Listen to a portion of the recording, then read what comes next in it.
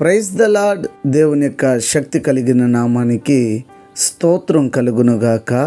ఈరోజు దేవుని యొక్క వాగ్దానము కీర్తన గ్రంథము 62వ అధ్యాయము 5వ చరణము. నా ప్రాణమా దేవునిని నమ్ముకొని మౌనముగా నుండుము, ఆయన వలననే నాకు నిరీక్షణ కలుగుచున్నది అని ఇక్కడ భక్తుడు అంటున్నాడు. ప్రియులరా, చూడండి ఎంత గొప్ప విశ్వాస సహితమైనటువంటి మాటను భక్తుడు తెలియచేయుచున్నాడు. ఇక్కడ భక్తుడు అంటున్నాడు, నా ప్రాణమా దేవునిని నమ్ముకొని మౌనముగా నుండుము అని ఇక్కడ అంటూనే ఆయన వలనే నాకు నిరీక్షణ కలుగుచున్నదని అంటున్నాడు. కాబట్టి మన నిరీక్షణ దేవుని యందు మనము కలిగి ఉండాలి. దేవునిలో మన నిరీక్షణ ఉండాలి. ఈ లోకంలో దేనికోసము నిరీక్షిస్తాం, కానీ మనము ఈ లోకంలో నశించిపోయే వాటి మీద నిరీక్షణ ఉంచడానికంటే నిత్యము నిరంతరము నిలిచి ఉండే దేవుని యొక్క మహిమ, దేవుని యొక్క రాజ్యం మీద, దేవుడు ఇచ్చే స్వాస్థ్యం మీద మనం నిరీక్షణ కలిగి ఉండడం ఎంతో మేలు. గనుక గమనించండి, దేవుడిచ్చే నిరీక్షణ కోసం మనం ఎదురు చూద్దాం. మన నిరీక్షణ ఏంటంటే ఆయన వస్తారు, మనల్ని మేఘాల మీద కొనిపోతాడన్నది మన యొక్క నిరీక్షణ.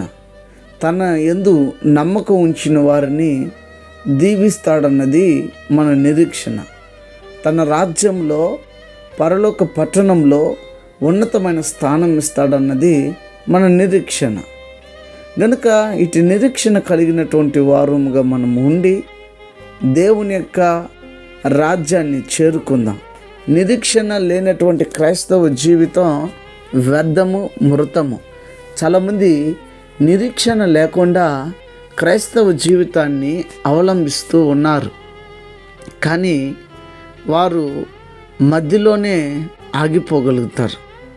చాలామంది చూడండి, ఎంతోమంది దేవుని నమ్ముకొని కూడా చాలామంది వెనకడుగు వేసి ఉన్నారు. ఎందుకంటే వాళ్ళకి నిరీక్షణ లేదు కాబట్టి వాళ్ళు వెనుదిరిగారు. నిరీక్షణ ఉన్నవారు తమ జీవితంలో ఏం జరిగినా భక్తుడు అన్నట్టు, నా ప్రాణమా ఆయన నమ్ముకొని మౌనంగా ఉండని, ఆయన నమ్ముకున్న వారు, నిరీక్షణ కలిగిన వారు ఏది జరిగినా దేవునికి స్తోత్రం చేస్తూ ముందుకు వెళ్ళిపోతారు. నువ్వు ఎలా ఉన్నావు, దేన్ని పొందుకోబోతున్నావు, దేని మీద నీ నిరీక్షణ ఉందో ఆలోచన చేసి మంచి నిర్ణయం తీసుకొని నిరీక్షణకర్తకు దేవుని వైపు చూద్దామా? ప్రార్థన. ప్రేమ స్వరూపి శ్రేష్టమగు నామమునకై కృతజ్ఞతలునైనా ఈ దినము ఉదయకాల సమయం ముందు మీరు మాట్లాడారు. మీరు మాట్లాడిన శ్రేష్టమగు వాగ్దానం కొరకై స్తోత్రము.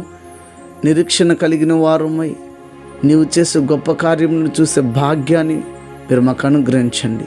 కృప చూపించండి. మీ సన్నిధి కాపుదల మాకు తోడుగా ఉంచండి. అనారోగ్యం చేత ఉన్న వారికి ఆరోగ్యము, ఆర్థిక ఇబ్బందుల్లో ఉన్న వారికి విడుదల, రక్షణ లేని ప్రజలకు రక్షణనిచ్చి నీ రాకడికి ప్రతి వారిని సిద్ధపరచమని క్రీస్తు పేరిట వేడుకొని నాము తండ్రి, ఆమెన్. God bless you. దేవుడు మిమ్మల్ని దీవించి ఆశీర్వదించును గాక. ఆమెన్.